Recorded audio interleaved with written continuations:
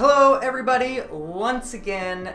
What am I saying? Hello everybody once again. Hi everybody, Andy here. Today I'm doing another tag video. I hadn't been tagged in a video in a long time, and then I got tagged in 3 in like 2 days. So we're tagging away. This one is by Rhythma over at Rhythma. She is a fantastic YouTuber specializing in Wheel of Time, but also doing a lot of other great videos. I have not prepared for this tag at all, which seems to be a new theme in my life. So this might be a little rough because I haven't read Wheel of Time in 4.5 years. So details may be sparse, but I feel like I really need to start getting some Wheel of Time content, or else people are not going to think I'm a real booktuber, fantasy booktuber. Also, I have been promising for 2 months now that I'm going to read New Spring, which is the prologue novella to the whole series, which I have never read, despite reading the series about 1 3/4 times. And I probably won't get to it again in November. I'm sorry. Blame Brandon Sanderson for writing fucking long books.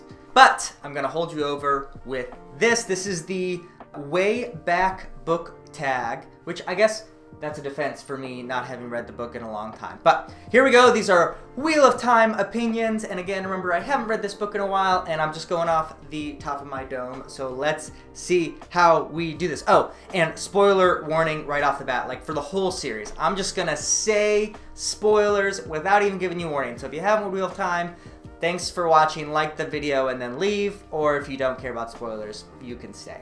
Number 1. Who are your favorite and least favorite couple in the Wheel of Time? All right, so off the top of my head, my favorite couple, and this is in an understanding that in later books, this couple does not get the time and they kind of fall apart in my view, but Aviendha and Rand are probably my favorite couple.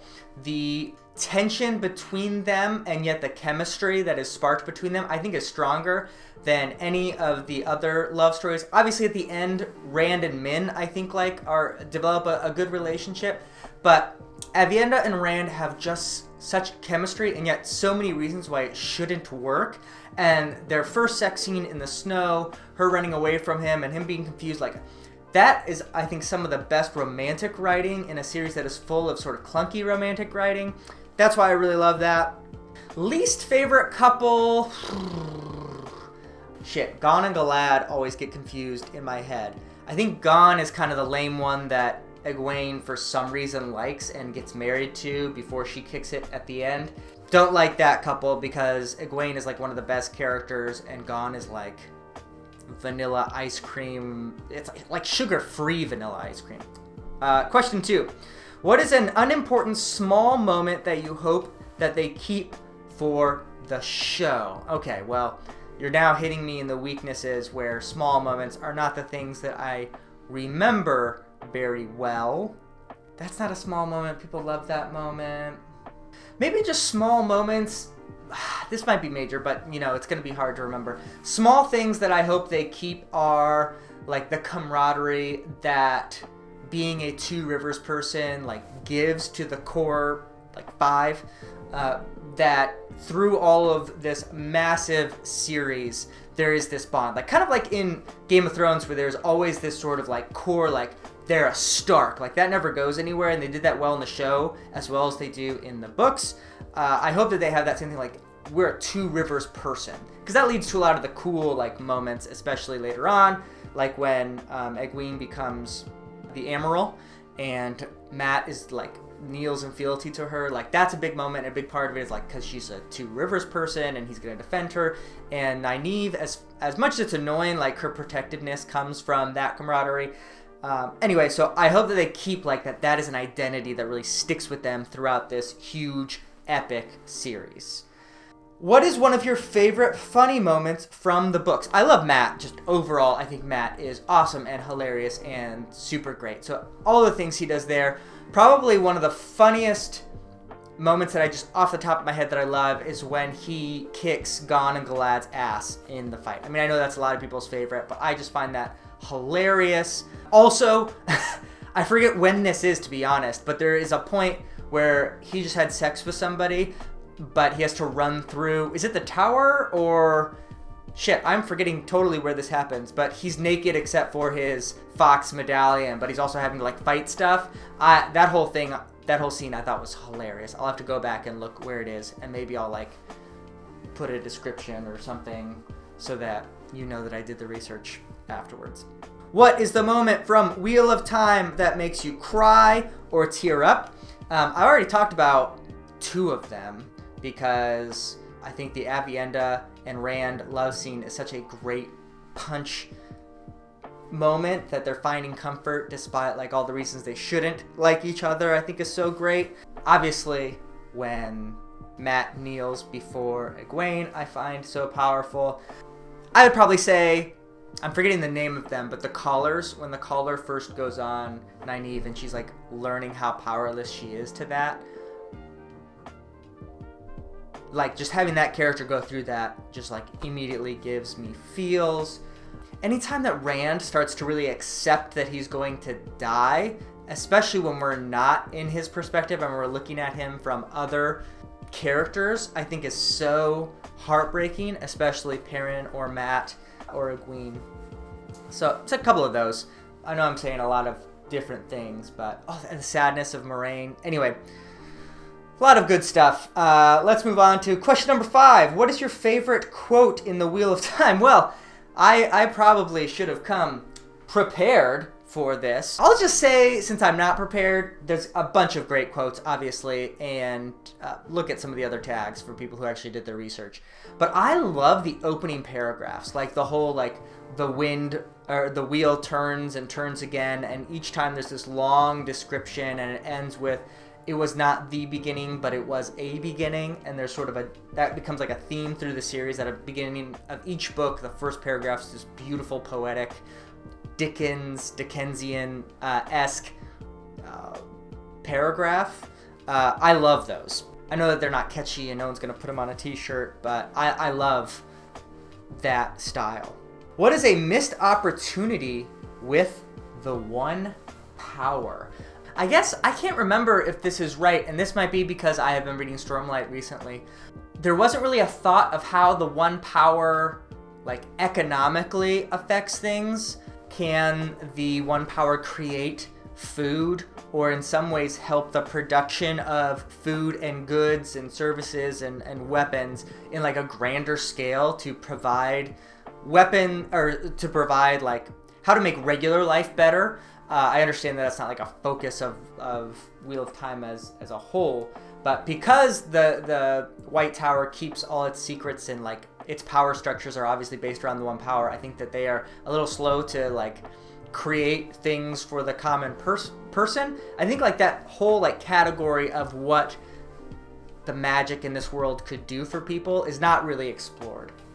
Besides Verin, who is your favorite secondary character? Okay, that's a good question. Secondary character.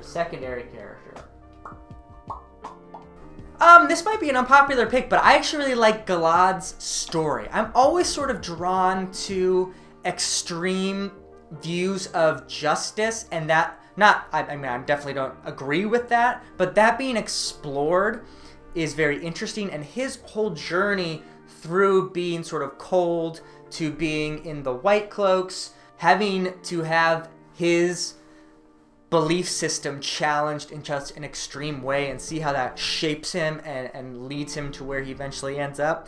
I find that very fascinating. He is, of course, very annoying at times, but I think overall, I actually like his character and his character growth.